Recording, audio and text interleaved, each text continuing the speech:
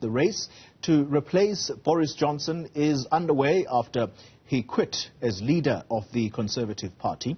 He's also expected to resign as Prime Minister soon. Joining us now to make sense of all these developments is Professor Andre Thomashausen, who is the Emeritus of International Law at the University of South Africa. Professor, thank you very much for your time. Perhaps let's pick up on that very issue, that he's resigned as leader of the Conservative Party.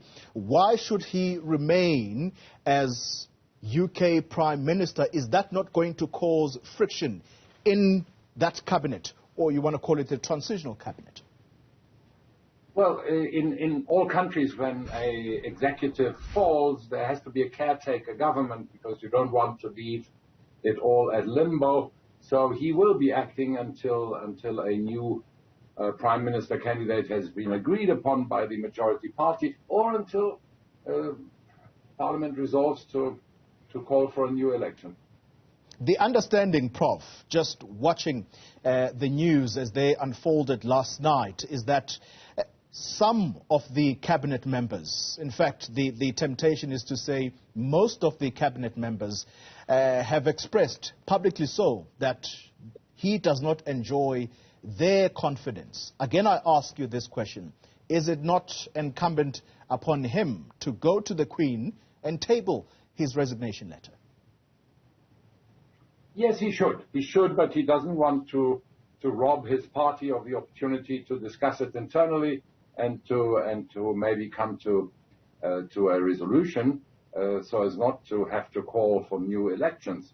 The problem is that leaderships that are erratic, that are despotic, in fact, that overrule the voices in Parliament and overrule reason, that they fail.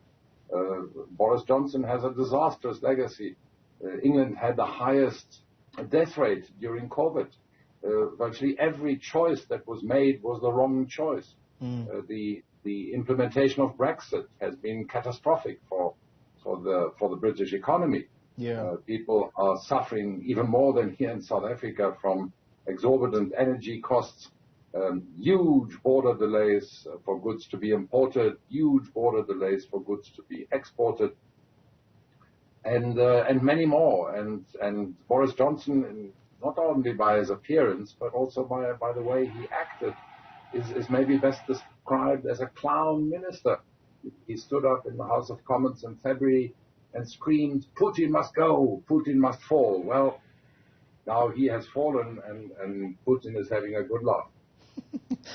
Prof, you clearly do not have any colorful words to use for Boris Johnson, at least in a positive light, and you've used, or should I say, you've touched on the word legacy. Some people have described him as brilliant at times, and some have said he was completely a madman.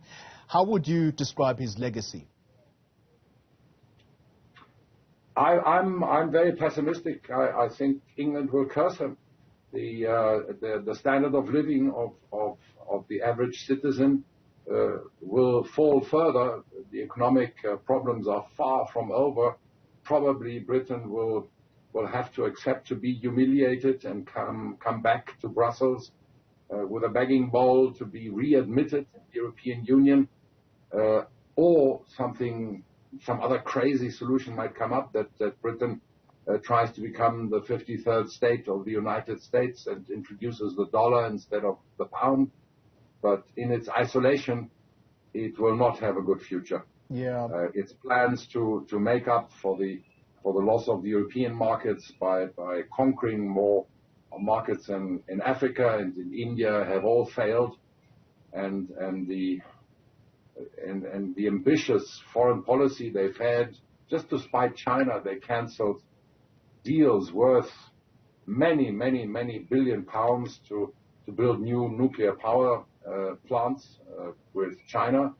We remember that Jinping made a state visit to England for this deal, and now out of spite, out of just a mood, Boris Johnson cancelled them. All these things will have consequences. They will cost the British in the future.